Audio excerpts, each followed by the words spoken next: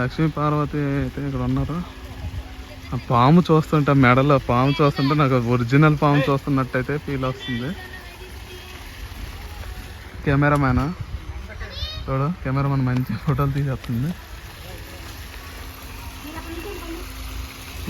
బాగుంది ఫ్రెండ్స్. ఏ మాటకు ఆ మాట, ఈ ఎంటైర్ పార్క్లో సో ఈ శివుడు పార్వతి అనేది ఒక స్పెషల్ అట్రాక్షన్ అని చెప్పొచ్చు అనమాట. సో నాకైతే చాలా నచ్చింది. ఆ పాము చూస్తుంటే ఒరిజినల్ పాము లాగే కనిపించింది. గైస్ గైస్ ఇవి శివుడు పువ్వులు అంట. చూడండి ఎంత బాగున్నాయి శివుడు పువ్వులు. శివుడి దగ్గర ఉన్నాయి కాబట్టి శివుడు పువ్వులు అంట. జనాలు అందరూ అయితే చెప్పేస్తున్నారు. సో డు నాట్ ఎంటర్, నిషేధ ప్రషేధంలోనికి వెళ్ళకూడదంట.